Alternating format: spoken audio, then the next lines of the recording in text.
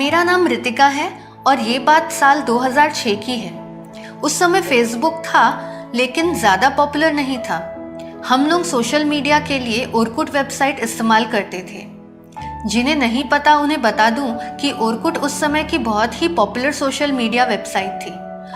हम लोगों में ये वेबसाइट इस्तेमाल करने का बहुत क्रेज़ होता था। मैं उस समय 19 साल की थी।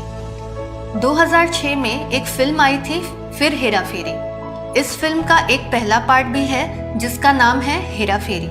मेरी ओरकुट की प्रोफाइल में करीबन 300 फ्रेंड्स थे। मेरे किसी फ्रेंड ने कमेंट किया कि फिर हेरा फेरी फिल्म बहुत अच्छी है, लेकिन मेरी उससे बहस शुरू हो गई कि पहला पार्ट ज़्यादा अच्छा है ना कि दूसरा पार्ट। मेरे कॉलेज में एक लड़का था जिसका नाम था धैर्य। वो मेरी फ्रेंड लिस्ट में तो नहीं था, लेकिन मेरे कुछ फ्रेंड्स की लिस्ट में था। धैर्य ने भी कमेंट किया कि फिर हेरा फेरी यानी कि दूसरा पार्ट ज़्यादा अच्छा है ना कि पहला। मेरी धैर्य के साथ भी बहस होने लगी, यहाँ तक कि मैंने उसे कमेंट में ये भी लिख दिया कि भाड़ में जा, पहला पार्ट ही अच्छा है। बहस का कोई अंत नहीं होता, इसलिए मैंने कमेंट्स करना बंद कर दिया। कुछ दिनों के बाद मुझे धैर्य की फ्रेंड रिक्वेस्ट आई और मैंने रिक्वेस्ट एक्सेप्ट भी कर ली। रात को मुझे धैर्य का मैसेज आया और वो मुझे उस दिन की बहस के लिए सॉरी बोलने लगा। मैंने भी कहा कि कोई बात नहीं, मैंने भी तुमसे रूडली बात की थी। आखिरकार मैंने भी उसे सॉरी कहा।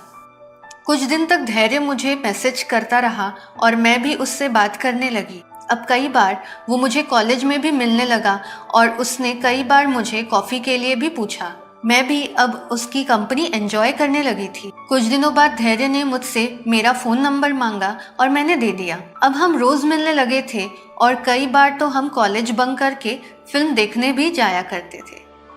एक दिन मैं और धैर्य एक कैफ़े में बैठकर कॉफ़ी पी रहे थे तो धैर्य ने मुझे प्रपोज़ किया। मुझे भी वो पसंद था और इसलिए मैंने भी हाँ कर दी, लेकिन उसे ये भी समझाया कि हमारा करियर सबसे पहले है, बाद में शादी। 3 साल के बाद धैर्य MBA करने बाहर जा रहा था और उस दिन मुझे एहसास हुआ कि मैं उससे कितना प्यार करती हूँ। उस दिन मैं धैर्य के साथ 2 घंटे तक बैठी रही और रोई, लेकिन खुश भी थी कि अब वो अपने करियर और ज़िंदगी को लेकर सीरियस है।